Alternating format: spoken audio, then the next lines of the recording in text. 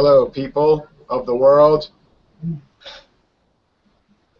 Greetings, world. We are looking at Saison Dupont tonight, a famous Saison farmhouse ale from 1844. It was not called Saison Dupont originally. Now, another alternate name for it is Vieille Provision, Old Provision. It was a beer they used to give to their farmers to drink while they were working all day. Today, we have myself, Louisiana Beer Reviews. We have Tanya Makowski, who's going to come on soon from East Bay, California, but she's working on some things right now. We have John Sharon from Zone 1. And back, by popular demand, Beer Cub and Michelle Stitches from Wyoming. Okay, Total Beverage Solution is the importer. And if I can remember later, we'll go over some of the beers they have, and we'll talk about if we want to examine those. Looks like my bottle was made on the 86th day of 2015, so it's over a year old at 11:10 in the morning at 35 seconds after 10. Imported by Total Beverage Solution, Mount Pleasant, South Carolina. I got the 750 milliliter bottle. 750. I got the 375, Jane. I think I'll give the 375 what you give for your 750. Yeah, if I recall, it was $6.99 for this bottle. I give $5.99 for the 375. So it was some kind of situation like that where I was at I was at Dorgnac's, and they had the little bottle, and it was like $4.99, and they had the big bottle for $6.99, and I said, well, common sense, I'm going to get the big bottle. It's from Hainaut Province. They say it's a 4-star world classic example of a Belgian Saison style. Okay, it is bottle conditioned. It's from Belgium. I think I said that. Can you show us your bottle? Because your bottle design is a little different, I think, right, John? Mine? Yeah. Oh, no, it's same, because they have a different design over in Belgium. Saison season, right? Mm-hmm. Okay. The brewery back in 1844, I'm looking in that same book you own, 300 Beers to Have Before You Die. Mm-hmm. Okay, and the town is Torpes-Luz, Belgium. Okay, 1844, it was a farm brewery known as Remaux Derrière. In 1920, Louis Dupont bought the brewery, and he gave it to his son to keep him from moving to Canada. I don't know if this is the same Dupont family that owns, DuPont, the big chemical company. I don't know. Could be. Going down a little bit. It is using Pilsner malt only, one type of barley malt, Pilsner malt. They also produce a Pilsner beer, which I've never seen. It's hopped with East Kent Goldings and Styrian Goldings. And then it's, right before they bottle it, it's given that live yeast, right? So it's growing in the bottle, fermenting, and they use brewer's sugar. Also, has everybody had this beer? Yes, I have. Oh, no, this is going to be my first. First time for us. And I love a Saison, so I'm Anya, have you had it? I think that I have, though I can't remember specifically. And when I picked it up at the store, they're like, "Oh, it's with the rest of our sours. You like sours?" And I was like, "No." Not a sour. Yeah. I wish I could find this receipt. I think I paid $6.99 for this bottle. Well, doesn't matter. But it wasn't expensive. I know I didn't pay a lot because if it would have been too high, I would have just kept shopping for the smaller bottle. So I'll just put this back. Some of the Do they guys. recommend- And maybe you said this and I wasn't listening. Do they recommend that you retain the yeast at the bottom, or pour it, or roll it and pour it? Now you save it. You save it to the last pour. Yeah, I like to pour it in. Now, I'm not sure, Tanya, but I know they're showing a glass like this on their website. Like this Anheuser-Busch tasting glass. That's the kind of glass the company is showing. So I figure if they're showing it, oh, well, that's a... All right, well, I'm breaking that rule. Oops. I'm like Tanya, I'm going with the snifter. You're out, you're out, you're out. Hey, Ours is crazy. some of our people could not join us because they couldn't find the darn beer. Really? And I thought it was going to be a beer everybody could find. I'm scared this cork is going to pop and it's going to blow up. I'm really scared right now. Here we go. Get ready. Can you see all those bubbles in the bottom of my glass? It's like a volcano. Wow. Erupting like mad. And mine just let off. Wow. Mine let off a champagne pop with all this smoke coming out of it, this vapor. Here we go with the pour. Well, let's see. Oh, it is so lively. It is incredible.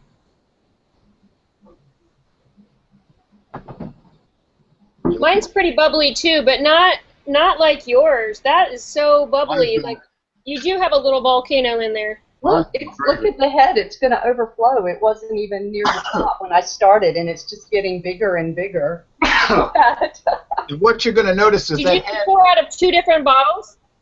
Nope. that head is going to be like whipped cream almost. Like Look at that.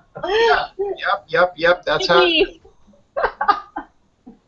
So, well, we got these Westerners on, formerly Southerners, but we got the Westerners on air. So let's go out to the far west first, almost to the coast. Tanya, what do you think about the appearance of this 6.5% bottle-conditioned Belgian-style Saison? It's beautiful, and it's so bubbly. It's like champagne bubbly, and it has a lot of sediment in it. And I didn't pour everything off. There's a decent amount in the bottle still, but the head is beautiful. Like, it's so bubbly. I just can't. I don't know. I wish that you guys. I mean, I guess you all have a glass there, but it doesn't translate well to video. But it's just so effervescent in here. Nice and cloudy, which we would be expecting from a bottle fermented beer for certain. Yeah. It's like a lemon yellow appearance almost, huh? Yeah. Yeah. I'm used to having kind of light, maybe I did light, but yeah, exactly. It's like a nice bright gold color, almost amber gold. And with the sun shining at it, it looks gold. Yeah, gold. With the sun shining through it, it's lemon. Well, that makes sense. Wow, look at that. And you know what? The same thing that you're seeing exactly with these bubbles. Mine's starting to bubble up higher than the glass, and I poured it a while ago. I mean, it's just so bubbly that it's making bubbles faster than they're dissipating. Wow. I see that Michelle Stitches and Beer Cup are noticing the same thing. Yeah. John? You know, I get the same colors as everybody else, and the same really vibrant, just puffy looking cottony head. But I think what you're looking at is there's the carbonation along with the yeast inside this, is the head is so thick that there's no room for the air to escape through the bubbles. And what it is, it's producing more of a head and bringing the head up above the rim of the glass. What you mean is like it's pushing it up? Yeah, it's pushing it up. Because if you can look at mine sitting here, I mean, you can sit here and look at the bubbles. The bubbles are actually adding more head and pushing it up. Yeah. So the head is almost like a mousse. Yeah. Spongy. If you like lacing on a beer, Yes. this is your baby. It's so spongy. Yeah. Now we have to do something even more important. And that's pretty typical from these these bottle conditioned beers, I mean, the head and the carbonation on them like that too. So. Yeah, you're right. You're right. How about we smell the beer?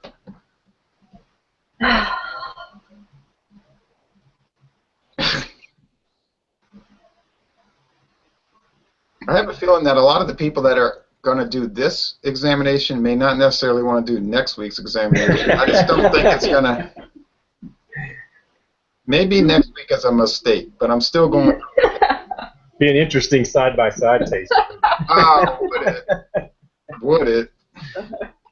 You need to tell the viewers what next week is. There may be somebody out there who has no idea what you're referring to. Okay.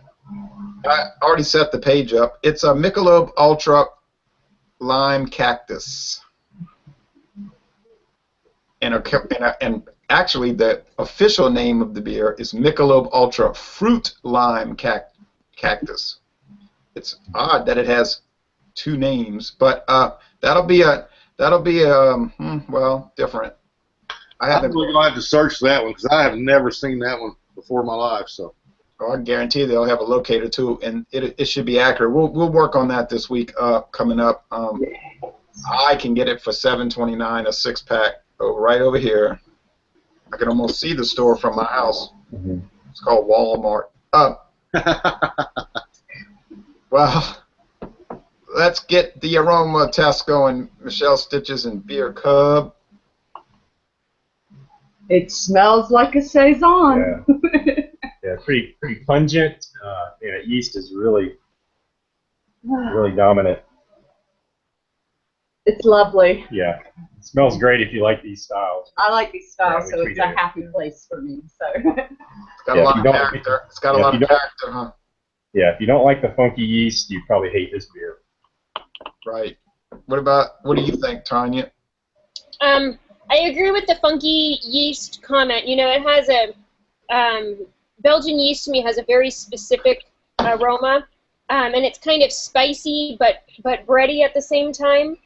And so that I get, and then I also get a kind of citrusiness. I feel like it has like this brightness to it. And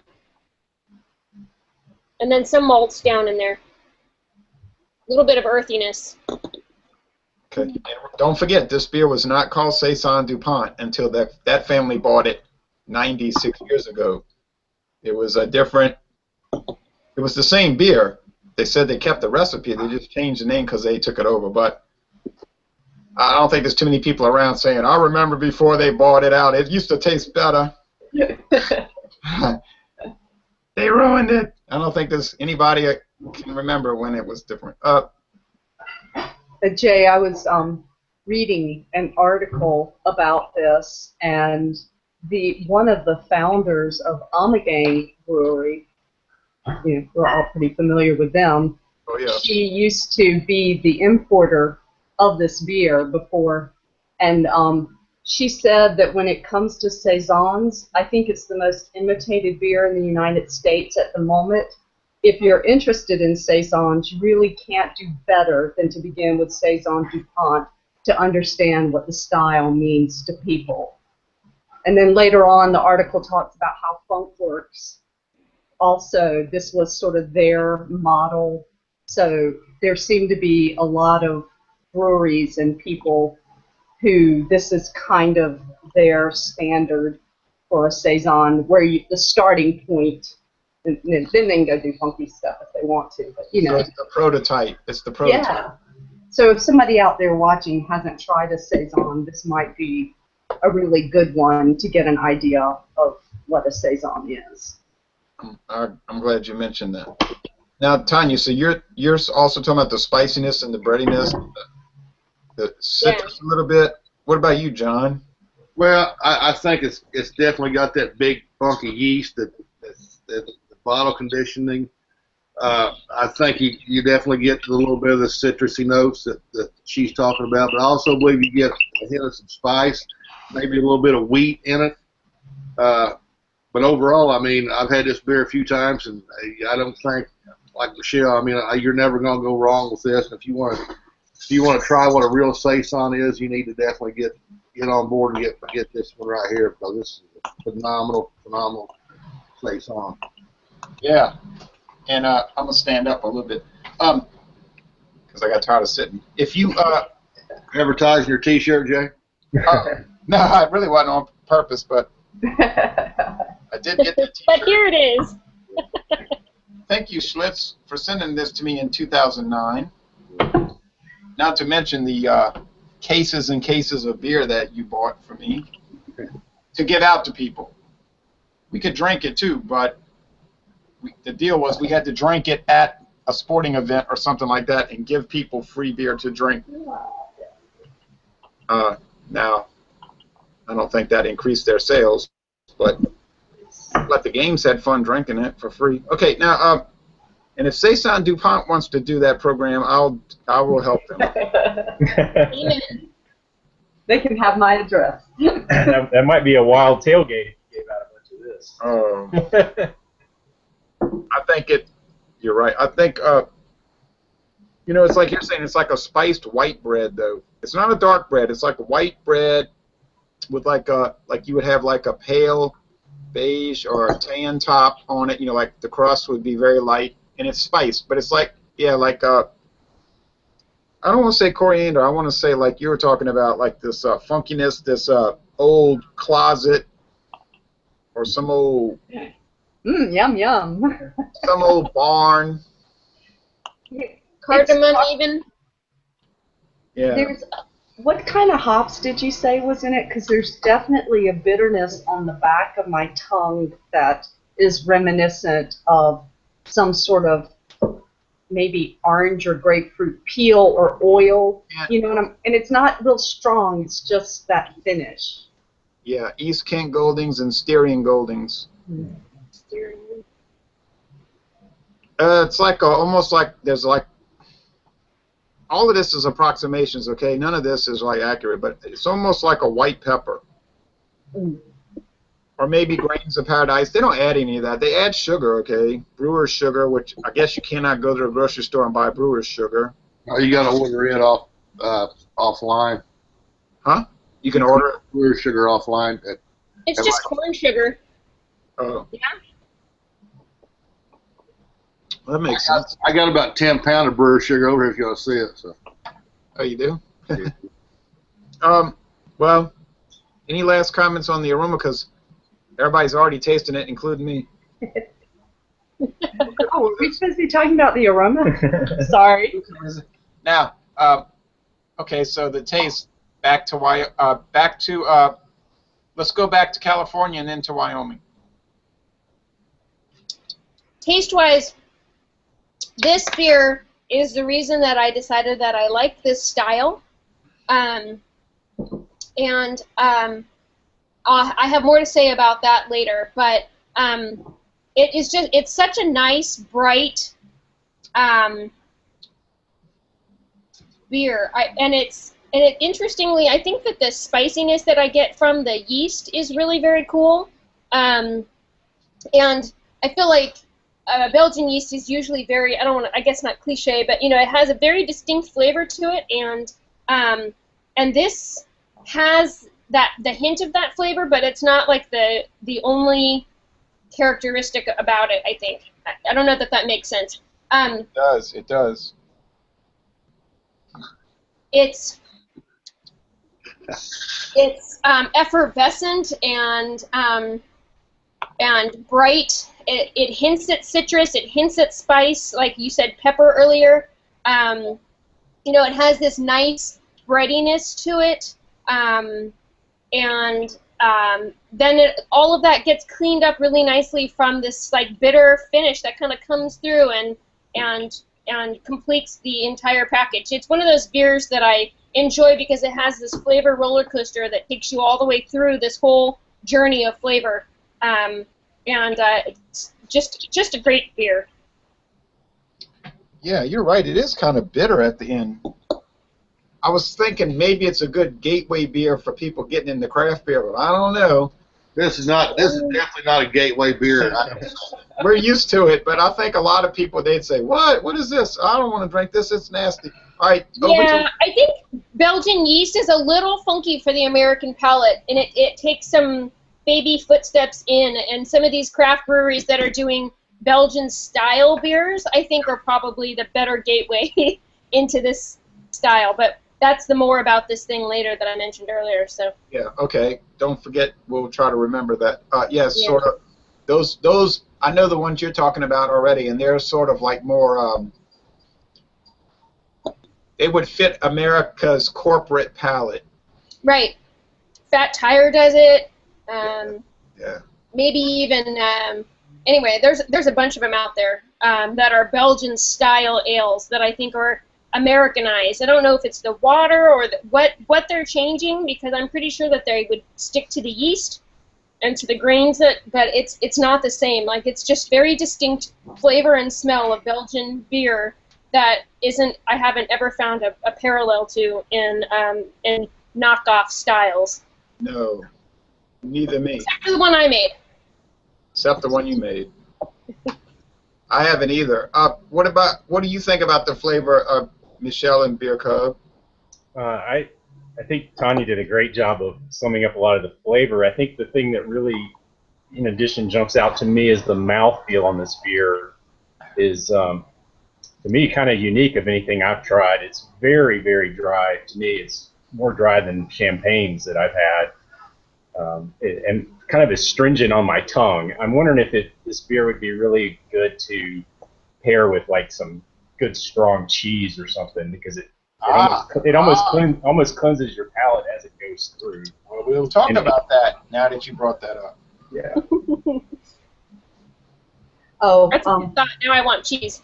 I agree with what he said in that I think Tanya did an excellent job. This is something I struggle with in terms of verbalizing flavors and tastes. I'm really good at saying, I like that, I don't like that, but especially a farmhouse ale, Saison, some of those funky beers, it's kind of like nothing else you've ever had, and so it's really hard for me to describe it because it's like, it smells like a farmhouse ale.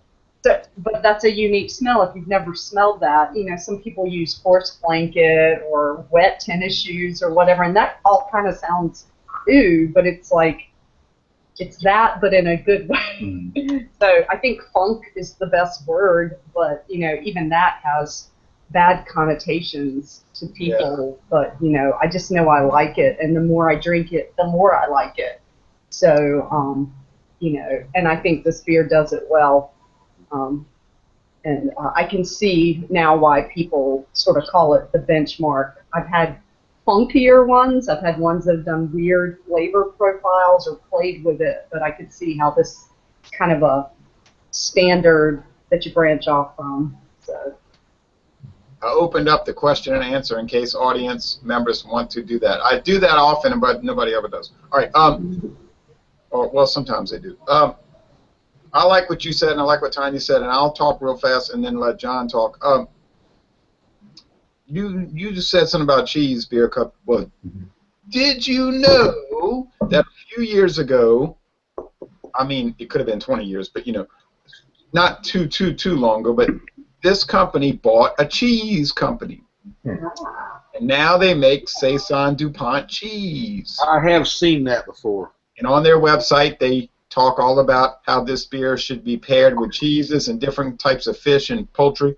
And they have a lot of good recipes on there and pairings. So they're really into gastronomy and quesoology or whatever.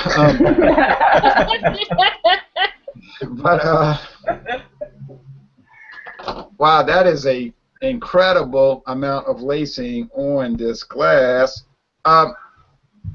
Okay, I'll give you my taste impressions.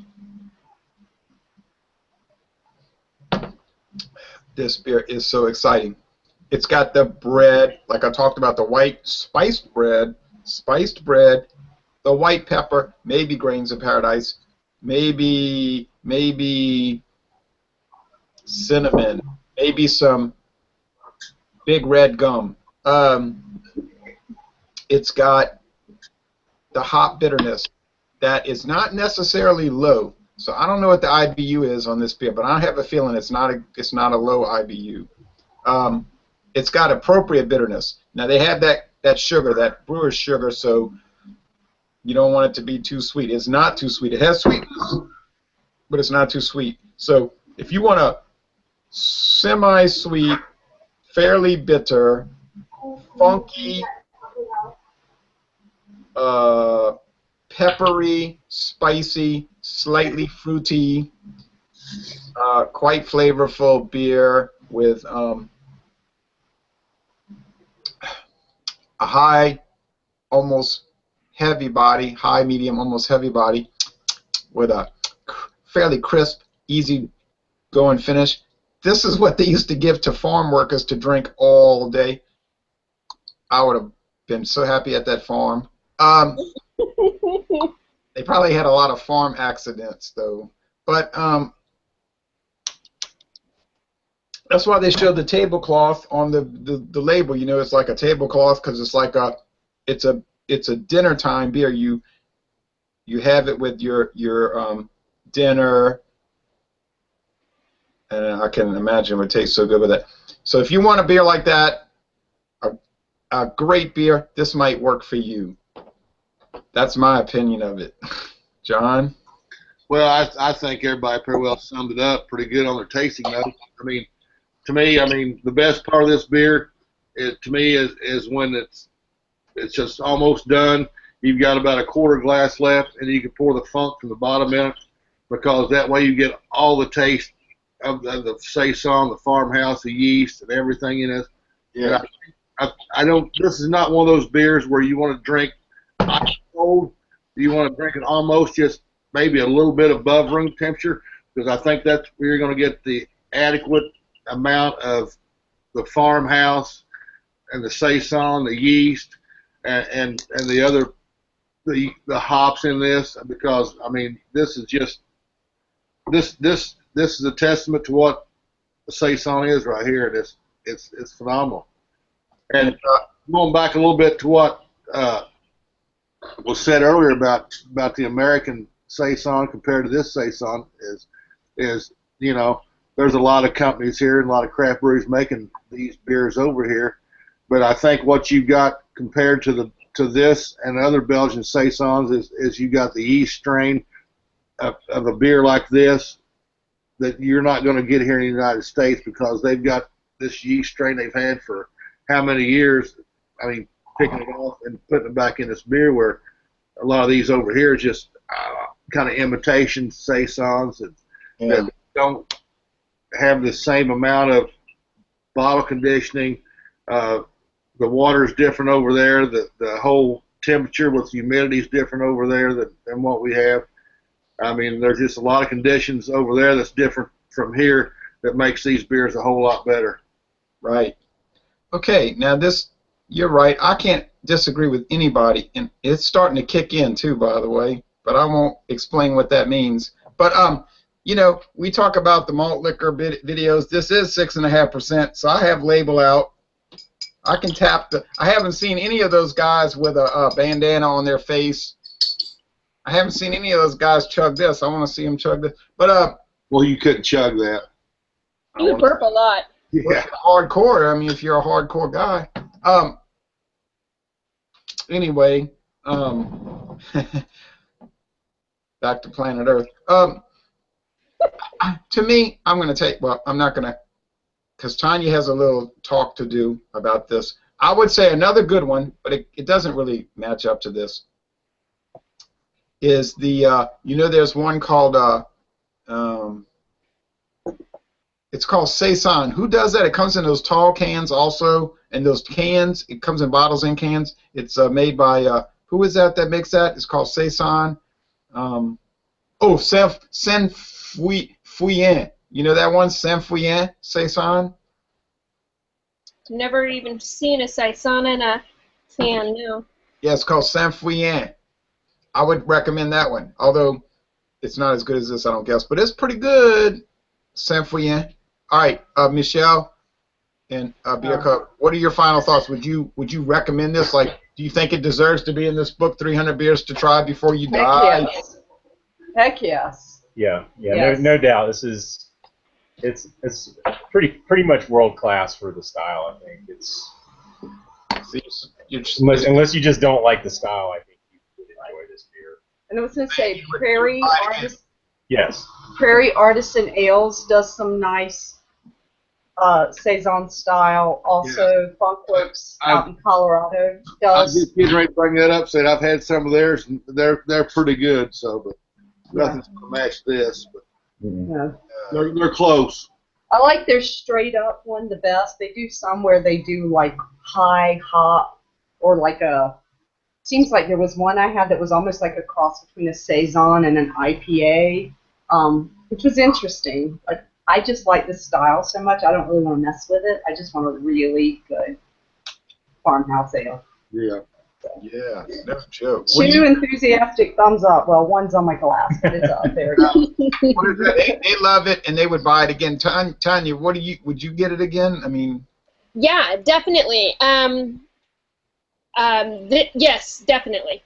I like Saison a lot, and I've had many, and some good and some bad, and some that got wrapped up in this whirlwind sour beer craze that's happening, which is where my rant is going later, when we have safely analyzed this and I can rant. But this beer, in the BJCP style guidelines, they put a paragraph at the bottom about commercial examples, like the beers that for which the style was built, like this, and this one is listed on there. And sometimes I read that and I think, oh, okay, those are good beers to try. I understand why they are in the style guideline. But some of them you try those beers and they're life changing. It seems dramatic, but it's that. You read the style guide and you try the beer, and it's so incredibly unique and well done and balanced, and it has all those moving parts to it, and it's still enjoyable.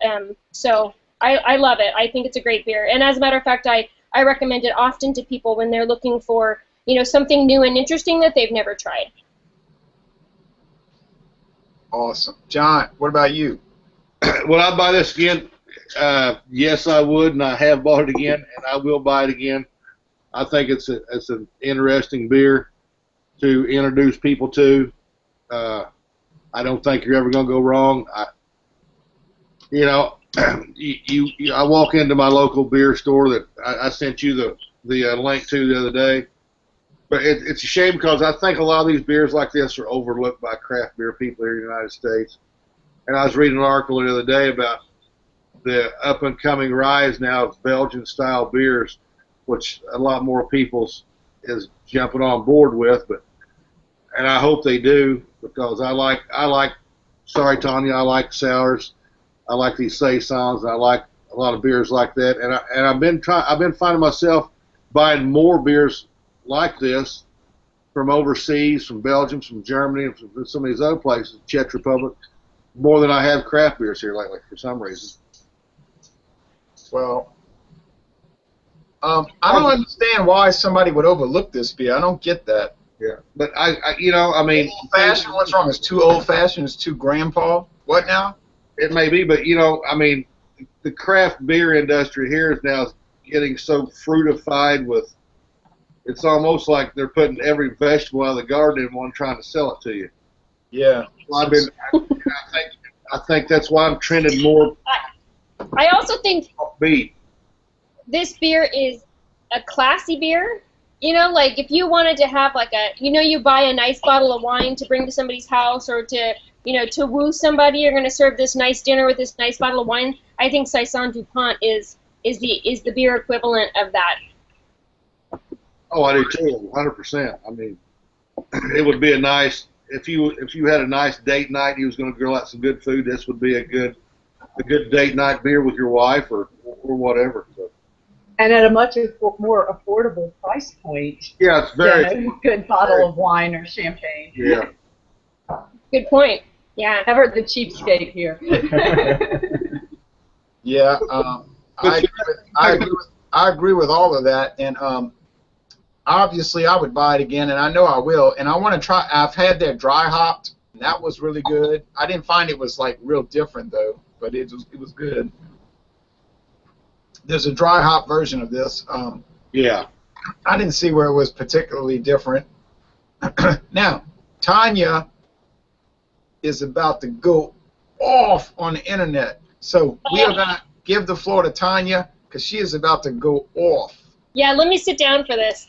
All right, so there's actually, just as an interesting fact before I rip apart the internet, there are actually steps available online. Stop. Yeah. I want everybody to look at Tanya's friend list on Facebook, the number, and then watch the number after she goes off. All right. Social experiment. Okay, so there are actually tutorials about how to harvest the yeast for this beer if you wanted to create a clone brew, because you can buy all of the ingredients, but of course they're not the same ingredients that are being used by this company. So you can actually read about how to harvest the yeast they use for your bottling. So just an FYI. So my rant. Right now, sours are super popular, and I'm sure that makes a lot of people happy. And sours, like lagers, really just aren't my thing. But what has been bothering me lately is that farmhouse ale, which is a very distinct style of beer, and Saison specifically, has kind of gotten swept up in this thing. And so when I grab, I'm like, oh, I love Saison, and I grab one, and it's like drinking pickle juice. And that's it's not right. It is not the style. It's not it's not what we're expecting as people who buy beers based on styles, and it's not appropriate for the style, and it really makes me mad. I think because a sour is one thing, and I will still steer clear of that and let people enjoy all the sours they want. But the farmhouse ale is not a sour. That style is not a sour. It's just a wild yeast beer, and it produces a kind of funky, spicy, bright, if you will, beer, but not a sour. This is, even drinking this now, nobody said, oh, this is sour and acidic and, like vinegar, like my stomach feels like it's getting a hole burned in it. None of that happened. It's not a sour.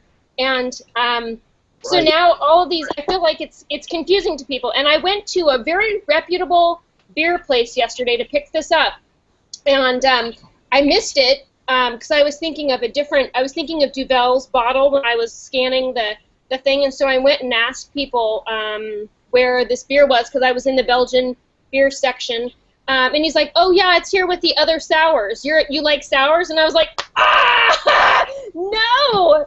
This is not a sour, it's not a ghost, you're wrong, you're labeling it wrong, you're recommending it wrong, and so I just made a cringe face at him and grabbed my beer and left. But it really irritates me. I feel like people get into this groove that they're going to sell these beers, or this is the popular style and they're going to make it, and then they misname it or mislabel it or misrepresent it, or they're like just doing a disservice to the style. And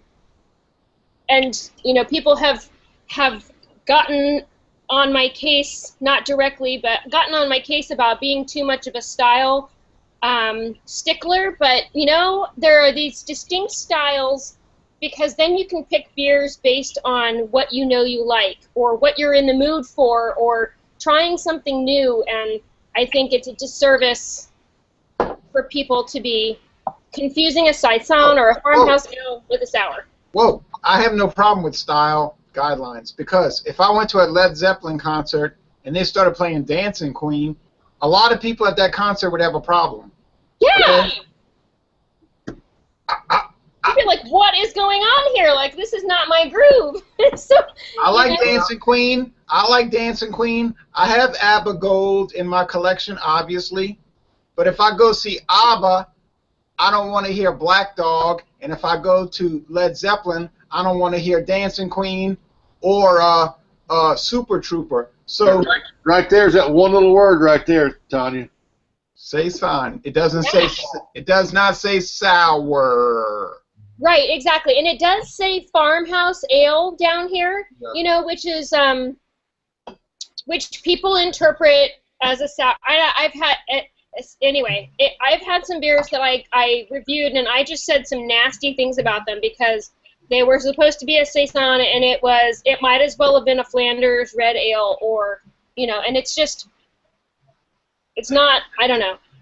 I agree with you, This Tanya. is bottle conditioned farmhouse ale that's got bottle conditioned. I mean, the saison, but I don't really consider this a sour. I don't think, in my opinion. It's not. I agree with Tanya. Look, Me too. 2014 and 20. As a matter of fact, you know, I have the BJCP style guideline on my phone, and you know, so it's in the Belgian strong ale category as a saison 25B, and a separate situation entirely is like goes a historical style, and then European sour ale. It's a whole category, and so it has Flanders, Lambic. All of those things, totally separate situation. It's a different situation. Thank you. Thank you. So You know, I think I don't want to get political or social or anything like that. You can do that on It's this. a cultural thing. You can That's do that, the way people are in America. They get all upset and they go, "Oh, that's just semantics," and I can be whatever I want to be. But it's like, no, don't give me hamburger and tell me it's filet mignon, because filet mignon is one thing, hamburger is something else. And so it's not dissing on these other styles, but it's like, if you create something totally new, give it a new name. If you're doing a farmhouse ale, do a farmhouse ale. If you want to do a sour, don't call it a saison, because that's not what it is. I mean, names do matter, words matter. No, and so, you know, I get really upset with this stuff where people want to call themselves something they're not. They want to call a thing something it's not. It's like, no. If you want to create a new category, come up with a new name. yes, Or put it in the category it belongs in. I don't care. No, but Michelle, don't call it something it's not. what Americans like to say, Michelle, is, hey, let's agree to disagree. I want to say, Beer Cub. Yeah, Beer Cub made the comment that the same thing happened with IPAs. The original, like an IPA, an American IPA even, just like got out of control when these West Coast hops producers were making these super, super bitter hops, and they were trying to put, you know, I mean, they do a 90-minute boil with hops. They, you know, put hops in every stage. They, you know, they put quadruple the amount of hops, and they were trying to push as much bitterness into these beers as possible. And I feel like, you know, and it revolutionized that style. So It was a new style. Case in it was a point. new style. Case I mean, in that's why now American IPA is a separate style entirely. Case in point. Case in point. Case in point. I did a video review of Guinness Nitro IPA, and these people were going berserk, and they were saying, these British people don't know anything about India Pale Ale. Right. They don't. Let me follow up on this IPA thing. There's, to me, in my personal opinion, I've drank a ton of IPAs. There's only one company in the United States that's making the best IPA out there, and that's Dogfish Head. Oh. I'm sorry, but if you take a 60, 65 minute 70, well, they got 90 and a 120. And I'll tell you what, I'm not a big IPA overhop fan, but to me, I mean, it took me a long time to get used to it, but to me, you can call it East Coast, West Coast, like that ramp thing. It's an East Coast, it's West Coast, Midwest thing, it's whatever. But to me, Dogfish Head, you're not going to beat an IPA that comes out at Dogfish Head Brewery. Yeah. Well, Biggie Smalls and Tupac did commercials for St. Ides. But wait a minute. I've had the 60-minute IPA and I had the 90-minute. Those were both fantastic. I agree with that. Those were dynamite IPAs. Never could get the 120 though. 120 is smoother than the 90-minute. Is what? I'm sorry? It's smoother than the 90-minute. You know, But you I don't also remember feel like when we get into the double IPA category, like it has a whole new, like I'm not really into IPA. It's too bitter for me in a way that I don't enjoy, but like a double IPA, I can get into, because I think that they back hop it enough to kind of balance it. Balance it out, yes, you're right, yeah. I think they're they're like, okay, we're going to push a lot of hops into this. Let's make sure that everything else has Balance been out. also increased to back it up. Yeah. That's why Torpedo is such a great beer. And I was at a racetrack yesterday, and they had Torpedo pint cans, two for $3. And I thought that was a good deal. Anyway, yeah, That's the bottom of the bottle. yeah. It's something about the. I like what Tanya said, but something about the double IPA does seem to give it more, and I think it gives it more body. Mm-hmm. And Yeah. it's not just all, and that's why the session IPA, don't even get me started, but the session IPAs I can't stand. People say, yeah, but it's so bitter. I say, that's true. But they're, oh well, I better not go there. But anyway. We digress ever so slightly. Give me Torpedo, give me, like Tanya's talking about, these double IPAs that are well done now. You got some that aren't, but most are. Everybody's having a good time with this beer. It's a good deal. I mean, it's a 25.4 ounce bottle, or in the rest of the world, 750 milliliters. It's okay. It's all right. It's I don't know what the scores are on Beer Advocate and Rate Beer. I didn't even bother looking them up. I'm sure they're very high. But you know, hey, you may as well just check it out. I like Tanya's rant and rave with Tanya. Rant and rave with Tanya. Any last comments about this? Thanks for letting me rave. We're all Beer about Advocate gives it a 93. Okay. And Rate Beer gives it a 99 overall, 98 for style. 99 overall. That sounds fair. Yeah, I feel like we should memorialize this moment in which I agree with one of the. I was going to say, when he said something about the beer rating things, I was like, and do we care what they say? No, not necessarily. Well, I'm a member of Rate Beer and Beer Advocate, and I do write reviews, and I read the reviews. And one thing I've noticed is that when I write a review, what I'm saying almost always matches up what people are saying in the last month. I only read it for the last month, so it is helpful in that. I never read the reviews usually until I write mine first, and I notice that they'll match. The score is kind of you got to watch out for that, because you'll get these extreme views, you know. Yeah. Like somebody will say, oh, it's a 0 out of 100, and then somebody else will come along and say it's 100 out of 100. So, but this beer's great. I'm glad y'all joined us. Next week could be problematic, let's say, but I don't care. It exists. Michelob Ultra. I just read an article on Forbes magazine today. Michelob Ultra is setting the world on fire. That's a fact. That's not an opinion. Secondly, the week after that, we have Pabst Old Tankard Ale, which Eric Fraunfelter set me straight. He said they call it an ESB. I said, okay, I feel played, because I said it was just a regular old ale. Extra special bitter. Dry hopped ESP. Huh? It's considered a dry hopped ESP. Yeah, Pabst Old Tankard Ale. I've got some in the fridge. I'm excited to do that in 2 weeks. So I appreciate y'all joining us. It did go 50 minutes, but with a beer like this, you don't rush through it. I don't see the point of rushing through it. And people either watch it or they don't watch it. You know, what difference does it make? It's just out there, right? hey, this is better than paying for cable. It really is. It really is. Okay. And some of that time was my rant. Right? Yeah, but your rant was the biggest part. It was a good part of it. I agree because, I mean, you know, what you say is what I agree with that. But yeah, get the Saint-Fouillon, Saison, and the there's some others. Anyway, well, all right, enough of that. All right, thanks, folks.